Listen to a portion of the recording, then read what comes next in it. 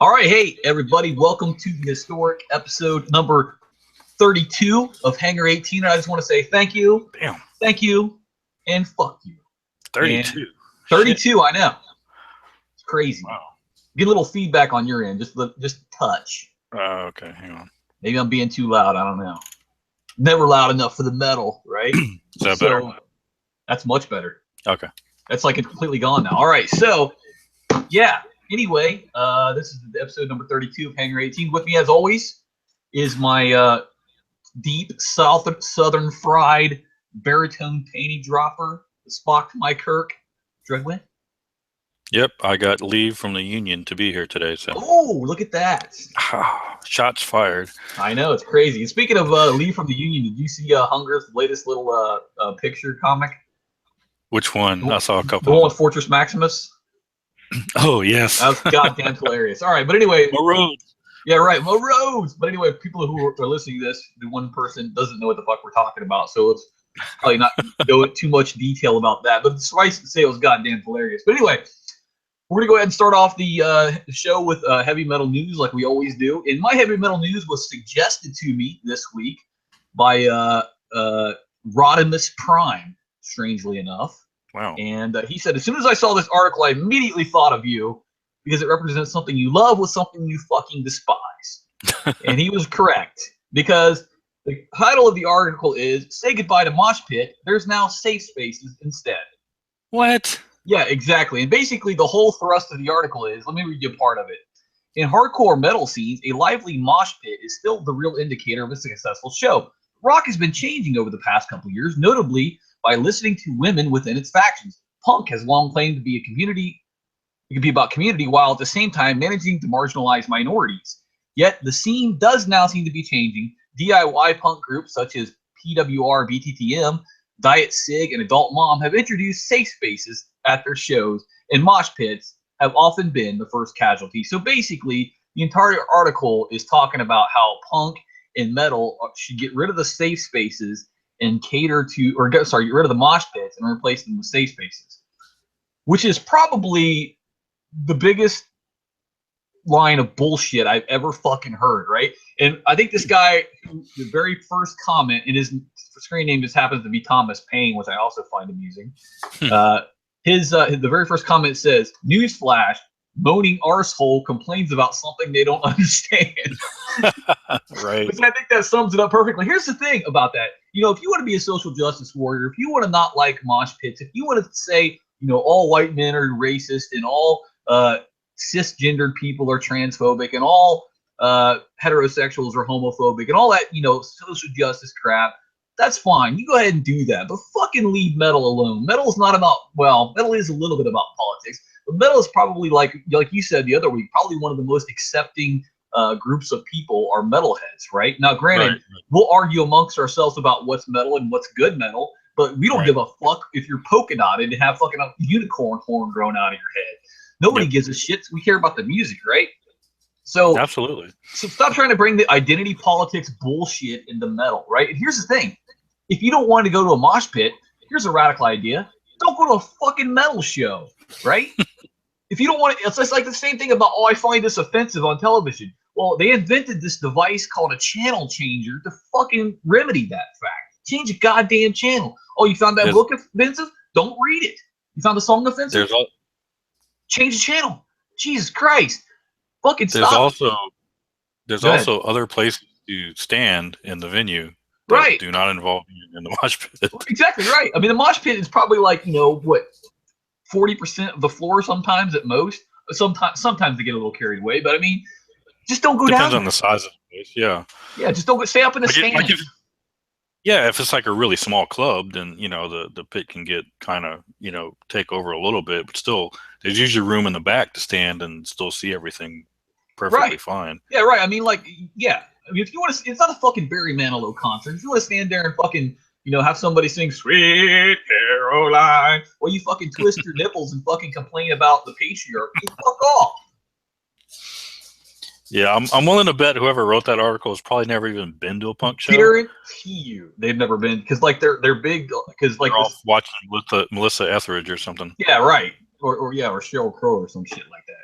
Yeah. That's why, like I think feminism was cool back when it was about like feminism and equality. Now it just seems to be about we hate men. So yeah. All right, so that was my heavy metal news. I probably like went off on a little bit of a tirade there for a little bit because like, don't fuck with heavy metal, man. You fucking ruined everything else with your bullshit identity politics. But don't leave heavy metal alone. That's mine. Go ahead. Yeah, there you go. Be tough one to follow, right? Yeah, I just have some very basic stuff. In Flames just recently released a brand new video for a song called "Here Until Forever," and it involves some stop motion animation. Awesome. And it's supposed to be pretty cool. It might be something we could look into for a future show. Yeah, we have a stop motion on today's show. Yeah, yep. And also recently, Rob Zombie did a show, I think in Argentina, if I remember right, with Ghost. And apparently he posted a picture of him with the main guy from Ghost. I think his name's Tobias something or other. Unmasked behind backstage, and I guess it's not that big of a deal. Everybody knows who he is now at this point, but still, like, he yanked the picture down not too long after posting it. So, yeah. That's the internet, though. It has a long history or long memory. Yeah. It's not really like I said, it's not really a secret anymore. Everybody knows who he is with all the legal stuff going on right now. So it's not like people don't know who he is, or like they can't look him up and see who he is at this point because they know his name and all. Gotcha. So that it? That's it. That's all I got. All right. That was kind of lackluster for you, man. Come on. Yeah, I know. All right. Just slow week. So let's dive right into our songs. And for those of you that didn't get the super secret, awesome counterintelligence spy type theme of the set list, it was 1, 2, 3, 4, 5, 6, 7, 8, 9, 10. That was the theme. That was the set list, and that's harder to fucking do than you think. Because I came up with the first 6 like right off the rip, and then it was hard from then on. So actually, 10. Okay, some of the numbers are hard to get. Others not so much. Ooh, zinger! All right, first song, Metallica's "One." All right, Metallica formed in 1981 in Los Angeles, California, and this is the song. This song is off the album "And Justice for All," released in 1998. And here's something you might not know, which makes me fucking sad to even say it. Wait. Go back just a little bit. Uh-huh. I think you said 1998? No, 1988. Okay. Yeah, I don't know where I got 1998 from. All right. Just misread it because it even says 1998 or 1988. Fuck! On the screen I'm looking at right now, it says 1988. Apparently I just having a problem reading those numbers today. But anyway, here's something I was going to say that is very fucking scary. If you type in Metallica AN, right, the first thing that'll pop up is Metallica and Lady Gaga, which is why fuck that shit. Because the first thing that pop up is "And Justice for All." God damn it! All right. Anyway, my notes are instantly recognizable opening riff right after the sounds of war, which they of course have the machine guns, the helicopter sounds, the mortar sounds, the bomb sounds. Very somber black and white video that cuts from the movie to the band playing in what looks like a warehouse. Vocals do not even start until about 1:45, and they are unmistakably fucking awesome vocals. The change up from melodic to crunchy is seamless both ways. They go from melodic to crunchy to melodic. I mean, just like that. It's perfect.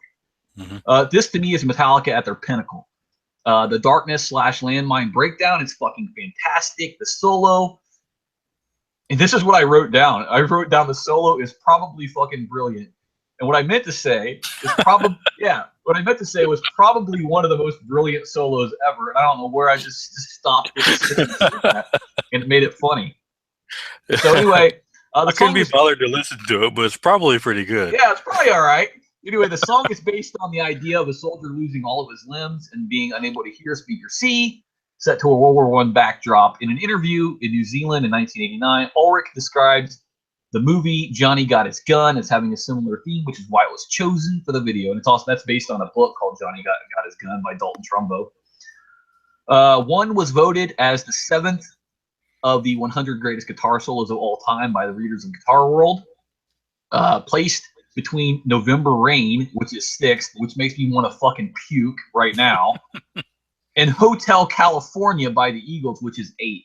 I don't know how the fuck November Rain beats out 1, but that just, I don't know.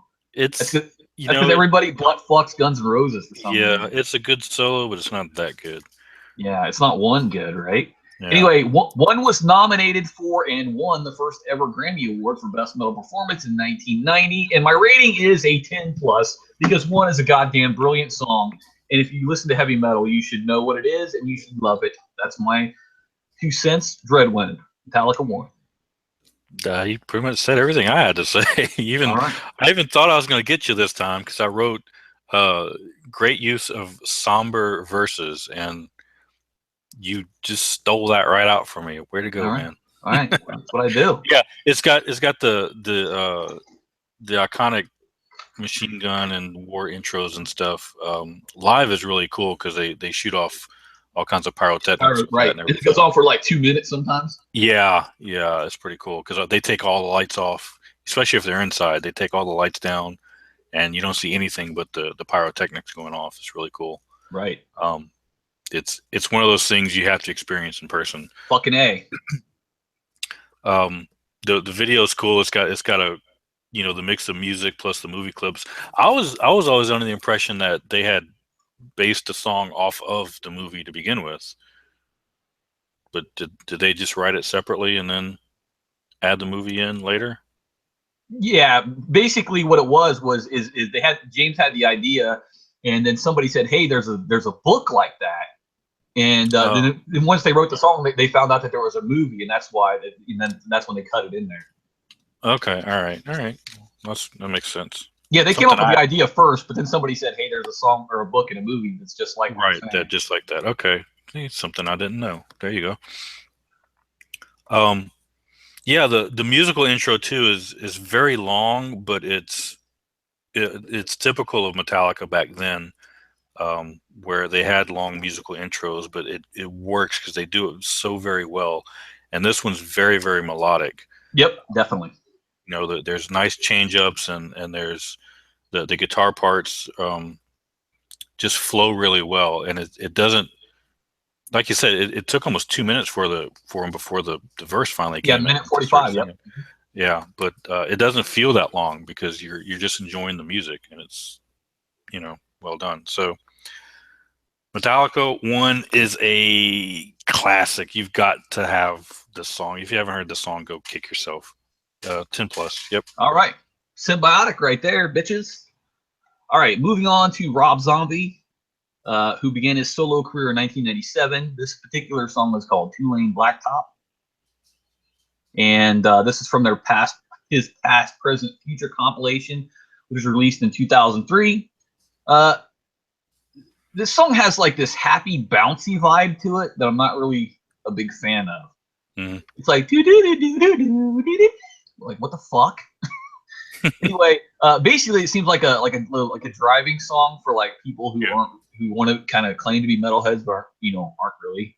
The female vocal add-ins are awful. I really don't like the "Come on, baby." Oh, that's fuck that shit. Yeah. The clapping that's in there gets annoying really, really fast. The tempo changes, they seem kind of artificially placed in there to me. The song is based loosely on the 1971 road movie Two Lane Blacktop, directed by Monty Hellman, which is a great name. Which my name was Monty Hellman. Wow. Anyway, I'm guessing it's probably Hellman, but I just want to say Hellman. Yeah, that sounds like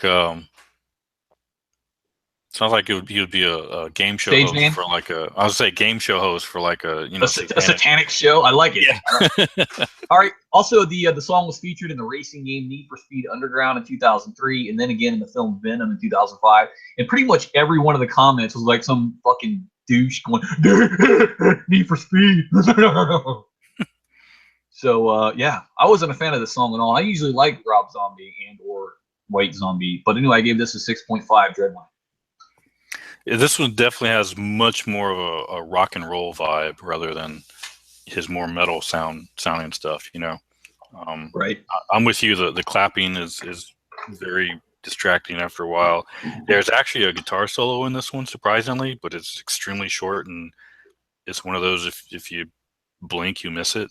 Right. It almost feels like the main riff and everything kind of has a Motorhead feel to it a little bit, Yeah, I can which see that. on its own is fine, but it's not what you're used to hearing from him, you know. Mhm. So yeah, it definitely kind of it's not the norm what you expect to hear from Zombie. Not one of my favorites on that one either. I like it. It's okay. I don't mind. It kind of like what you said. It's kind of like a driving song. You know, you get in the car and put it on, and kind of go, and it's okay for that. But it's certainly not one of my favorites. So it's like when you and your girlfriend get in your car and you put the top down. You have your little your bandanas on top of your head, and you drive along in your little classic car, right? That's what. Yeah, is that what you do? I'm just saying. I don't do that. You eventually drive into a canyon. All right, what'd you give it? It was Thelma and Louise. What are you talking about? That's what I was talking about. Thelma and Louise. Yeah. God. Okay. Yeah, 7.0 on this one. 7.0. All right. You gave it a little bit more leeway than I did, but all right. Be sure to tune in to the 666 Pyramid, hosted by Monty Hellman. That's right. I like it. All right. Our next song is Green Jello with an O. Fuck the Y. Yes. All right. Green Jello, Three Little Pigs. Band was formed in 1981 in New York, which that surprised me that they were that old. But apparently they had like a whole bunch of stuff going around before they came out with this album, which is called the Serial Killer Soundtrack, 1993. And originally they were when they got signed to a big label, they said they were going to be the only video-only band. Mm-hmm. And finally they got convinced to go ahead and release a CD after, the record company said, fucking release a CD. So they did. Yeah, because they did a video with all of these songs and stuff on it first. Yep, for $50,000 was their budget for the entire thing, which is insane. Yeah, wow. The opening sounds like a metal version of an orchestra. Let me start that one more time. The opening sounds like a metal version of an orchestra tooting with that great narrator over voice. That's just that which is like the narrator's the guy basically singing right the entire time, which is great. The claymation is awesome. The main riff is pretty heavy, and the musicianship is pretty good for a tongue-in-cheek band, right? Like all the songs, like even that song "Electric Harley House of Love," "Rock and Roll Pumpkin," a bunch of songs off that soundtrack are actually pretty good metal songs, to be honest. Yep. And my favorite part is like there was literally guitar wanking in the video. Like when they're doing the little solo, the guy's like got a guitar and he's jerking the guitar off, which I thought was funny. The Rambo part with the machine gun drums, that was pretty funny. And probably my favorite part about it is at the end when he says, and the moral of the story is that bands with no talent can easily amuse idiots with a stupid pupper show. And just one more thing I wanted to say about it. There's actually a modified version of it where he says he was kind of stoked and spent most of his days in the sun just soaking instead of ganja smoking, which is fucking retarded. I mean, what? Anyway, I just wanted to say also that Green Jello has been sued by Kraft Food, which is why they changed their name to the Y. They were sued by Kellogg for using Son of Sam. Yeah, they were sued by Kellogg for using Toucan Sam in the Serial Killer song. And they were also sued by Metallica for that little Metallica riff that they used in Electric Harley House of Love. Yeah, the Inner Sandman, yeah. Yeah. So, yeah, the Three Little Pigs, I love it. I give it a 7.5. Dredman, go ahead. Man, that Toucan Son of Sam is awesome. Agreed. Fucking A. It's a great album. I actually have the original where it still says Green Jello on it. So do I. I got it too. I remember when they had that big legal mess and they had to change their name, and I was like, that's so stupid.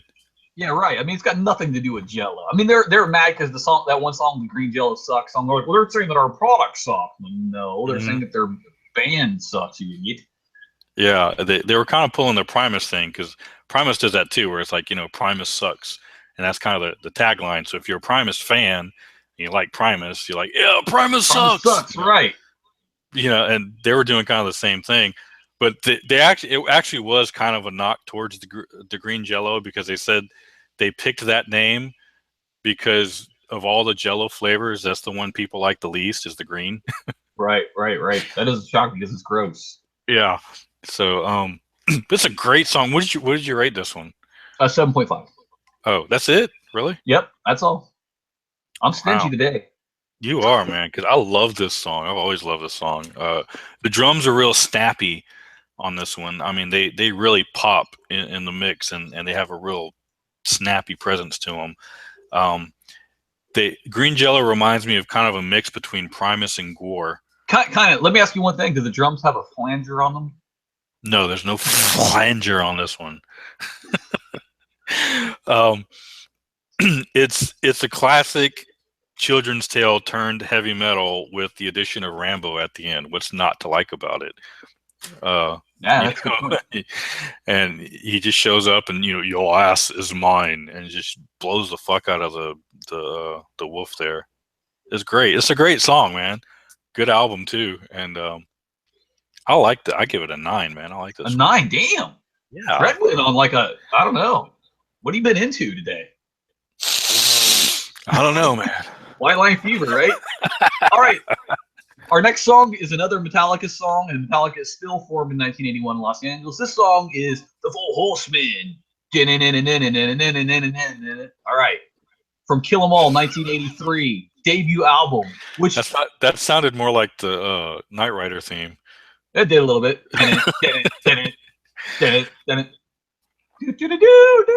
Okay, let's stop that. All right.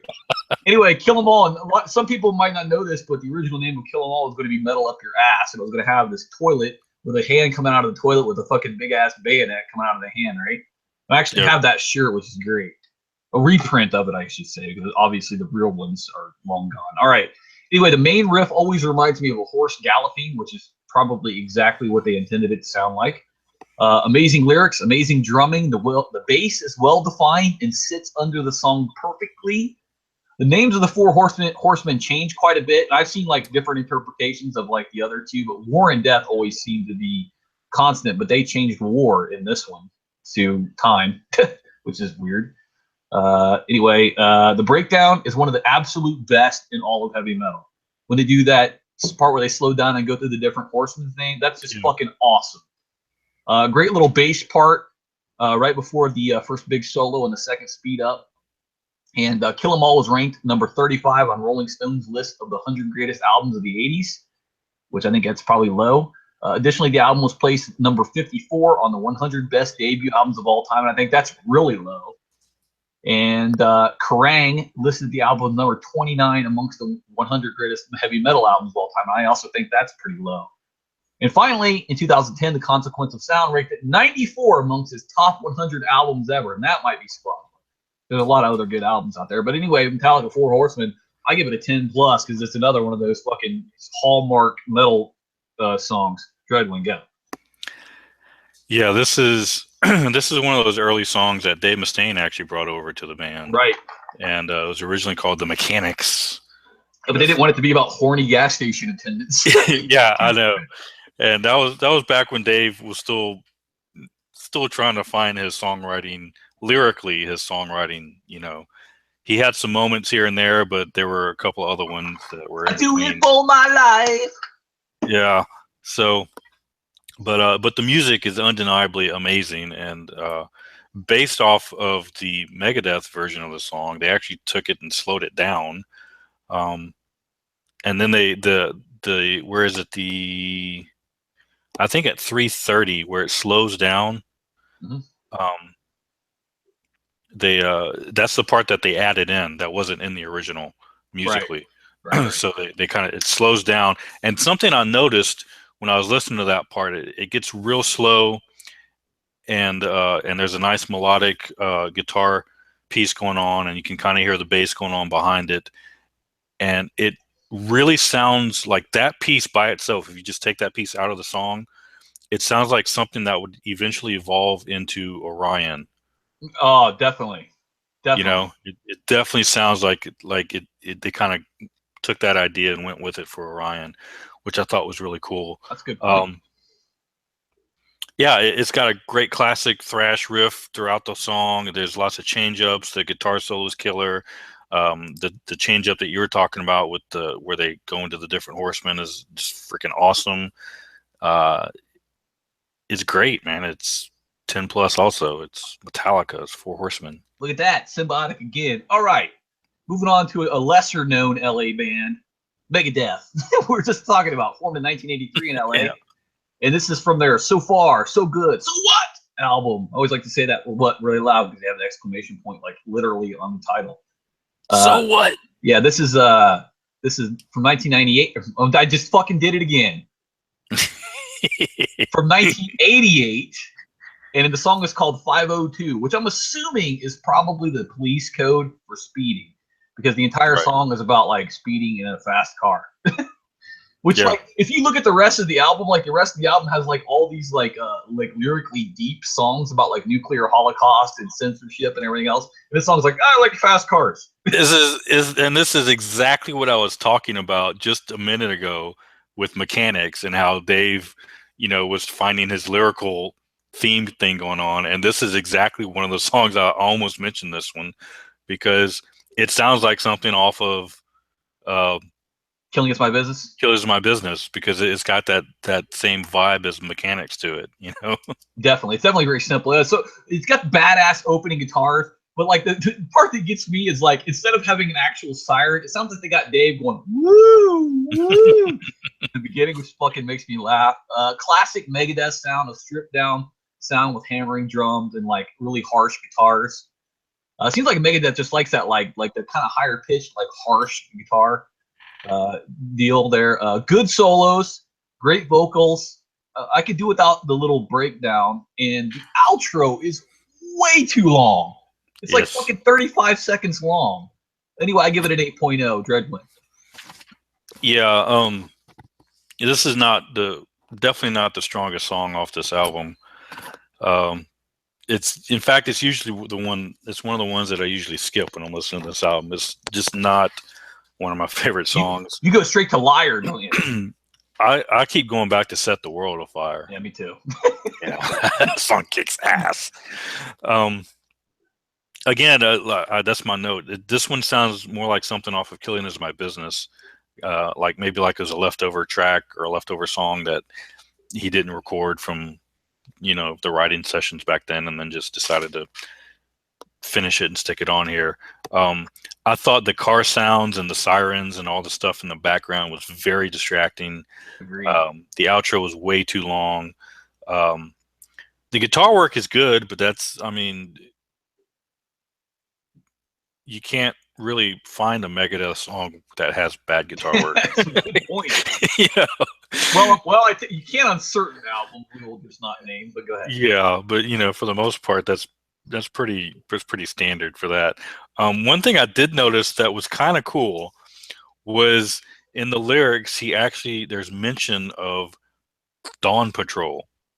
Oh yeah, did you catch that in the lyrics? I did not. Yeah, I forget which verse it is. It's kind of towards the middle or end, but he mentioned something about Dawn Patrol, which of course would be a song on the next album. So yeah, the only which is a fucking amazing album, but the only lyrics I really ever listen to are "Driving fast makes me feel good. The speed of light under my hood." That's so fucking lame. Those lyrics. Let's be honest. Those pretty lame lyrics. Go ahead. Yeah, it is. This is one of the ones I usually skip off that album. So I give this one a 7. 7. All right. Moving on to our next song by a band called All That Remains, formed in 1998. Hey, this time I'm right. 1998 in Springfield, Massachusetts. And the song is called 6, and it's off their The Fall of Ideals album from 2006. The song grabs you with 1,000 mile per hour riffing right out of the gate, and then it switches to a pile driver, which I love. I love when they're like, "Brow," and then they fucking go into the. I just love that. I should wish I had that recorded. I'd have made that my ringtone. I just did. All right. Anyway. Pow. Yeah. All right. So I keep when you do that, I keep waiting to see like those things from the old Batman cartoon pop up on the pow, bow, biff. All right. I'm not a fan of the clean vocal accompaniment that he does right after he does his like guttural scream. I don't like that. Where they go from one to the other. It kind of reminds me of Linkin Park a little bit, where they go from like rappy guy to screechy guy. I don't really like that. But the little breakdown with the softer, almost Spanish sounding guitars was kind of strange at first, and then they tuned it up and made it like a heavier version of that. Like right after they did the little the breakdown, which I thought that was pretty cool. The solo is another one of those. Hey, if you blink, you missed the solo. Mm-hmm. And then I don't know if it was just this particular YouTube video, but there was like 3 minutes of dead air at the end. It was like, huh? Yeah, And I noticed that. and I don't know if it's like on the album, there's a hidden track right after that or what. I don't fucking know. But also, I looked at the album lineup, and this song 6 is number 7 on this fucking album. But anyway, just a little bit of trivia here. The Fall of Ideals was produced by Killswitch Engage guitarist Adam Dutt-Kaiwitz and engineered by Swillwork guitarist Peter Witchers.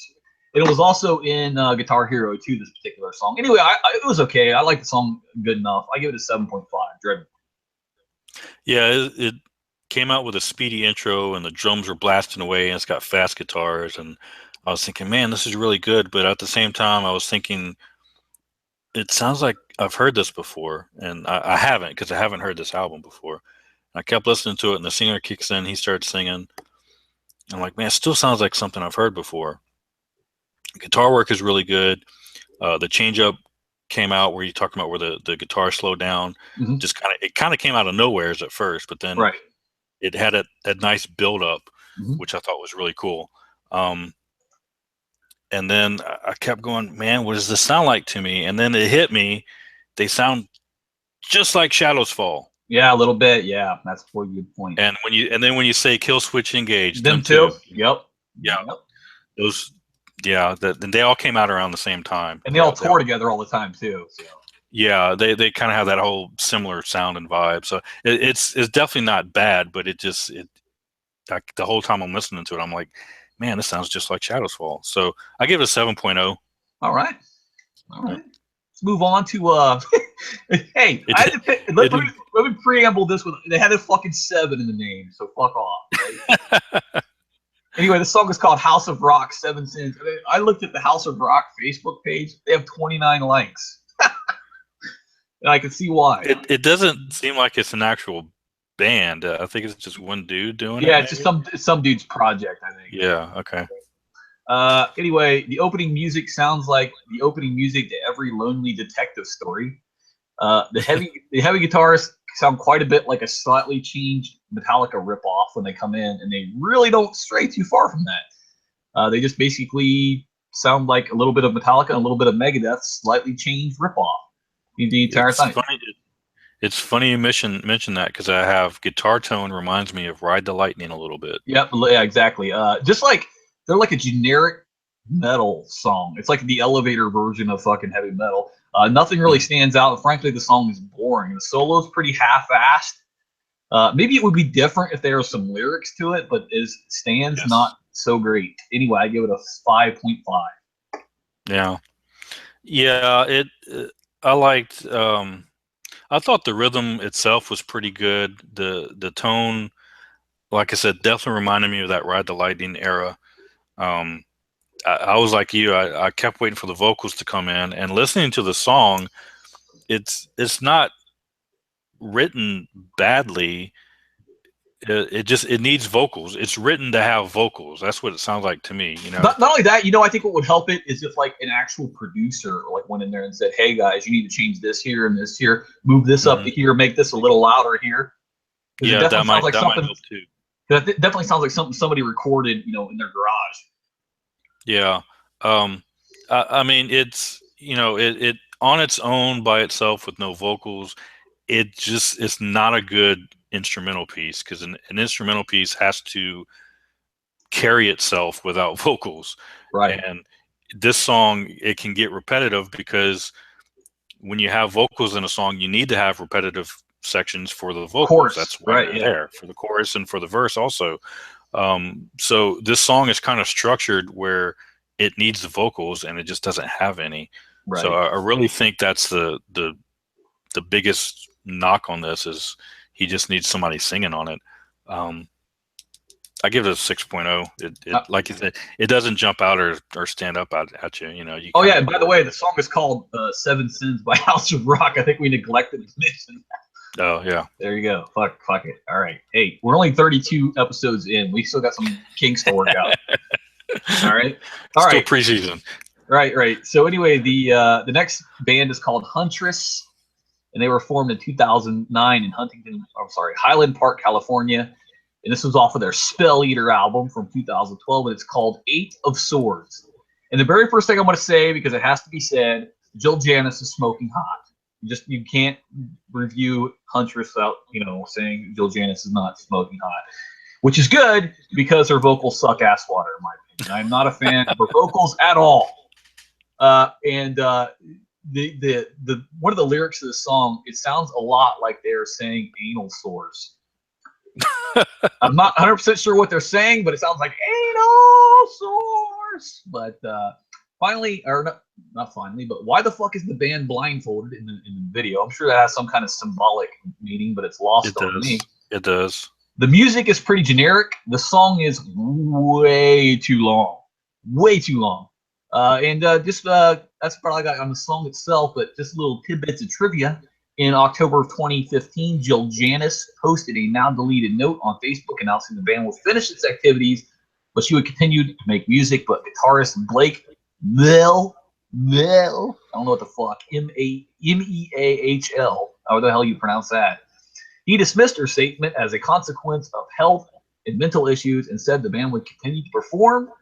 And I got one thing to say about this. When you're a smoking hot chick and you sing songs about, oh, woe is me, I don't know what I'm going to do, it makes the people who are, have shitty life and problems but are also ugly like me, it makes us feel like, Jesus Christ, what the fuck?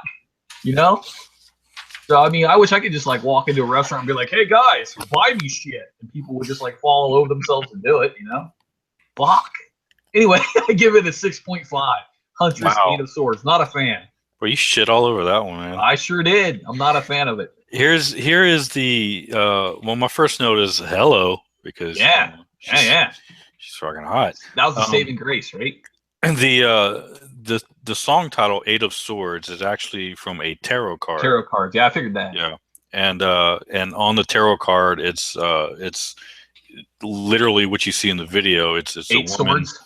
It's a woman tied up and blindfolded, surrounded by 8 swords. That's the tarot card, which is what she's doing in the video. So the reason why the rest of the band is blindfolded is because it matches the tarot card with being blindfolded. And I'm sure there's tons of symbolism behind the tarot cards. There always are. I don't know enough about them to get into it. All I know is it has something to do with feeling trapped and other stuff. So. Yeah, but also don't the meanings change whether they're face up or face down or what they're attached to, and if there's another card along with it, that could change. That's what I'm saying. There's probably 50,000 different interpretations of the meaning behind the card, but basically, that's it. So that's where that came from. I kind of like the music. It wasn't outstanding, but I thought it was pretty good. Did I mention the singer was hot? Yeah. I thought that's why they had blindfolds on it, to not get nipple pop in the eye. Protection first. I don't think, I could be wrong, but I don't think that outfit was regulation. Probably not. I thought it had a good solo to it. Her voice, I have mixed feelings about her voice, because in some parts I liked, and then other parts, when she's really trying to do that screechy scream, I didn't like. Yeah, she can hold a note okay, I guess. Yeah. I don't know. It just, like I said, parts of it I liked and parts I didn't like. I liked it better than you did, though. I gave it a 7.5. Oh, man. Damn, this whole thing is you liking shit a lot better than me. That's crazy. Yeah. All right. I guess so. Yeah. All right. Feeling good today. I guess. The next song is by a band called Trouble. You got the Pop-O-Matic bubble. Trouble. You ever play that? Of course. Everybody's played Trouble. Come on, man. Yeah. The only thing I didn't like about that game was it's noisy as fuck. Oh, yeah, it is, dude. All right. That's the game that you give your brother's kids that when you hate your brother. Here, have this super noisy thing.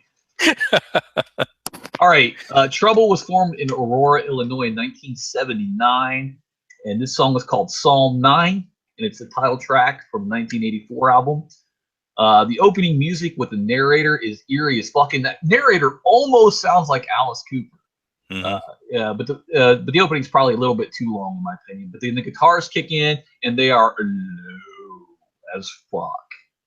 Fucking just down and dirty doom metal fucking guitars. People confuse. Here's the thing: they're not a Christian band. They're just not. Right. They have religious lyrics, but they're not a Christian band. Yes. You know? Like we just talked about the Four Horsemen. That's technically a Bible thing that they're talking about there. They're talking about the breaking of the first four of the seven seals. Mm-hmm. That's in the Bible. But Metallica's not a Christian band. So Jesus Creepy Death. Creepy Death is a story of the Hebrews and killing the firstborn. The plagues. Yes. The plagues of Israel. Right. So don't confuse religious lyrics with the band being a religious band, fuckers. Anyway, great tempo change-ups. The band has some Sabbath vibes a little bit, but definitely its own entity. The marching part at the end, it reminds me, there's this like marching tempo at the end. It reminds me of another song that's probably going to drive me insane until I remember what the other song is, because it definitely sounds like another song. Brings another song to mind. Anyway, the band is also noted for the spiritual nature of their early lyrics. Their first record label, Metal Blade, which has some great bands on Metal Blade, by the way, marketed the band as white metal because they're not like, hey, fucking sacrifice a lamb or anything. You know, they're kind of a little bit more laid back than that. But anyway, I really liked it. I'm a big fan of doom metal anyway. I give it an 8.5 Dreadwind. Yeah, Trouble, highly underrated band. Underrated band too, right? Yeah, that's flown under the radar for a long time, but has influenced a lot of other bands. Surprisingly, there's a lot of bands that came out after them that were heavily influenced by them, but just people haven't heard of Trouble. Right. I wrote the same thing at the beginning. Very eerie guitars. The intro was a tad long, but then when the main riff of the guitars kicked in, I wrote Sabbath. Yeah, fucking. I got a huge Sabbath vibe from these guys, and I loved it. The change at 220, I thought was also had a kind of a Sabbath feel to it, and it's very, very much doom metal. And then that change up at the end that you're talking about, the outro part at 340, I was just like, holy shit, this is awesome. Yeah, fucking that was great. This is probably considered their best album, actually, by most people. And just highly underrated. And here's a little tidbit. The only thing my only knock on it was I thought his vocals were kind of a little low in the mix, especially early on. That's pretty common in doom metal, though. Yeah, it is. It wasn't. You kind of get used to it as the song goes on, and some of the parts where he sings a little louder makes up for it. But it wasn't too bad as far as that goes. Here's a little tidbit, though. Their current singer, now this is not the guy that sang on this particular album, but their current singer is Kyle Thomas, who you may recognize from Exhorter. Oh, yeah. Former Exhorter. I thought you were going to say Matchbox 20 there for a second. No. Anyway, he's their current singer, and he appeared on I think their most recent album was back in like 2013 or something, called The Distortion Field. And he's on that album with Trouble. But I love this song. I thought it was great. I gave it 8.5 also, actually. Symbiotic, bitches. All right. Seems like on the good songs we normally agree pretty good. So. All right. Our final song is from a band called Machine Head, who just happens to be one of my favorite bands. Oakland, California, 1991. And if you've ever seen a live, Machine Head, probably one of my top 5 favorite live bands. They're just amazing live. I have 2 of their live albums. They're just fucking great. Anyway, this particular song is called 10 Ton Hammer, and it's off of the More Things Change album released in 1997. And my very first note is fucking badass opening. This is a live staple. They play it pretty much every time they play live. I've seen them like 3 or 4 times, and every time I've seen them, they played this song because it's fucking awesome. The main riff is literally a 10-ton hammer because it just fucking destroys you with its heaviness. The tempo changes are amazing. The vocals are amazing. But I just have a bad feeling you're going to shit on this song. It's going to make me sad and cry because your little fucking chortling over there you're doing. All right. Anyway, just a little tidbit of knowledge here. The band nearly disbanded in 2002. After negotiating off its label Roadrunner Records when controversy surrounding the Machine Head's 4th album Supercharger, which was released 3 weeks after the September 11th attacks, resulted in their song and music video with a song "Crashing Around You" featuring burning buildings being pulled from all media. Here's the thing about that. If that song was released 3 weeks after September 11th, there's no fucking way that they knew that the attacks were going to happen, or you know that they incorporated that into their video after the attacks. That shit was probably done months earlier, right? Oh yeah, yeah. So come on. I mean, people just get like fucking freaked out about that kind of shit. Which anyway, Usually when you record and when you're done recording an album, it's like once you're done recording it, it's usually at least another 3 to 6 months before it's done with whatever else they're doing to get it ready to actually be released. Right, and then like the video shooting process, I'm sure took time and everything. So yeah, and they got to edit all that stuff. That takes time. They don't just do that overnight. Yeah, so they probably had that done like way before September 11th happened. Anyway, it's just like that Slayer album that was released on September 11th. I mean, come on, you know. Anyway, I give it a 9.0 because I love Machine Head and I love this particular song because it's fucking badass. Dreadwind, Don't Break My Heart, here we go. I don't have very many notes on this one. It was just my first note is it hits you like a hammer, so it's very aptly named. There's a kind of an odd mix of heavy, melodic, and just noise. Because he does that thing with the guitar, while he's singing. Is it flanging? It's not flanging. It's not quite a feedback thing. He's hitting a like a harmonic and just letting it ring out. But it's yep, I know exactly what you're talking about too. Yeah. So but it is pretty cool. The video is very, very 90s. Oh, definitely. Very 90s. I'm guessing all the women in that room were wearing pantsuits watching them with like huge shoulder pads. Probably. I think what they did in the 90s was they just had one video director that they just ran around to all the bands, and he was the only guy working in the 90s. And like all the like crewmen and all the like grips were wearing like jams, like big brightly fluorescent colored shorts. There everybody was like, hurry up, we need to go home and watch Seinfeld and Ally McBeal.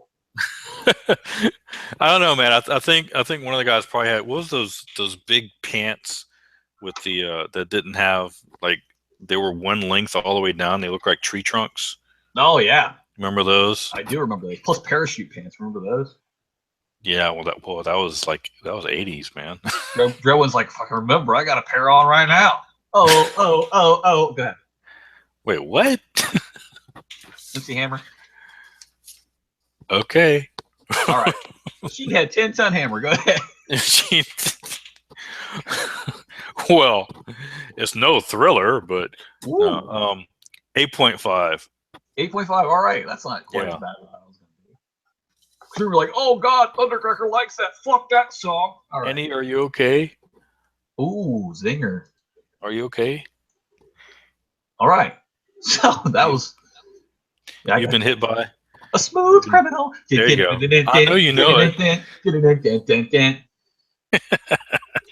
All right, that was bizarre. Okay, all right, moving on to our concert stories. My concert story this time is actually pretty short. It's about a missed opportunity, and here's my missed opportunity. Around the year of our Lord 1994, Metallica was on tour, and their opening bands were Suicidal Tendencies and Danzig. I remember that. And here's the thing.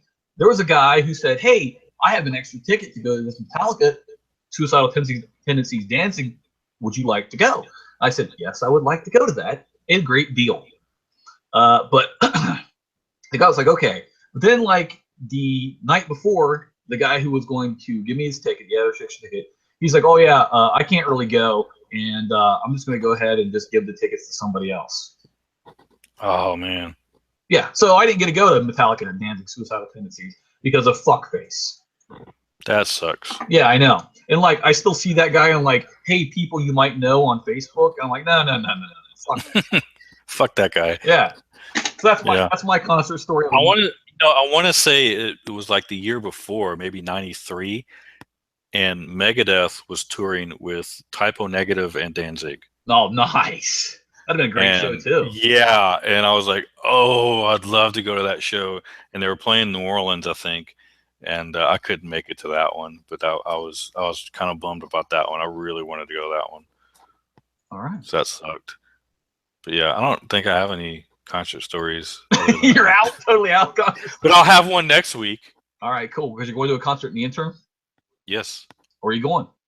I will be this week. I will be in Dallas at the Sabaton concert. Oh yeah. Which didn't you start to like Sabaton because of Hangar 18? I did. That's fucking awesome. It was I think it was like our second show maybe, and we had a Sabaton song. I had never heard of them before, and I was like, man, these guys are pretty good. So yeah, I got like 4 of their albums now, and he's got like a tattoo and like 8 shirts and shit. He's got like that shirt with the little armor pads on it that one guy wears. So yeah, I'll be at the show, and the show's sold out too. So I was pretty kind of impressed that they managed to sell out here in the U.S., especially in the South, right? So like, yeah, we don't need them foreigners come over here and tell us about foreigners from Sweden. Sweden, where the hell is that? On top of that, it's like a Tuesday night of all nights. It's like the worst night to have a concert. Oh yeah, definitely. I mean, I know places that don't even open on Tuesdays and Wednesdays. Right. You know, I know exactly what you're talking about. So yeah, my next concert is going to be Slayer and Lamb of God. So be jealous, bitch. I will. I know. I can feel your jealousy from all the way down there, right? I bet. All right, I did see Lamb of God open for Metallica once. Oh yeah, I'm kind of jealous of that. But at any rate, kids, that wraps it up for this week's episode of Hangar 18. I hope that did I say that? Did I tell you that story with the Lamb of God opening for Metallica? I think you have before, yes. Okay. All right. Because they were doing the pyrotechnics, and I was like, I don't know if James wants to be standing on that stage. Right. Big flames coming up, and yeah. He had some issues with pyrotechnics, that's for sure. Yeah. All right, kids. Well, that wraps it up for this episode of Hangar 18, episode number 32. And next week we were doing episode number 33, which if you add 300 to that and then multiply it by 2, it's the number of the beast.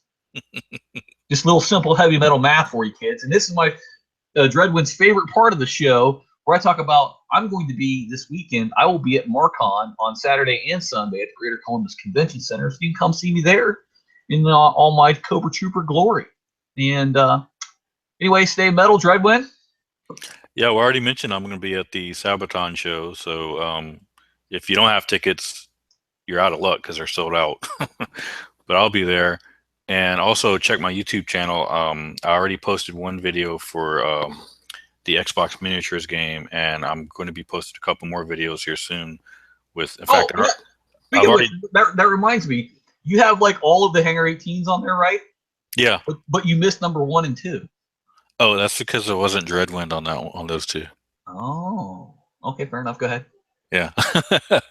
I can put them back on there. No. I just wonder why. I wasn't Dreadwind at the time. So. Oh yeah, now I remember. That whole controversy. Go ahead. Yeah. So, but anyway, I already have the videos. I just need to upload them with it's like a how to play.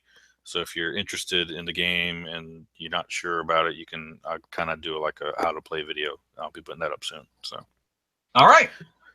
Catch you all next week. Stay metal. All right, we're out.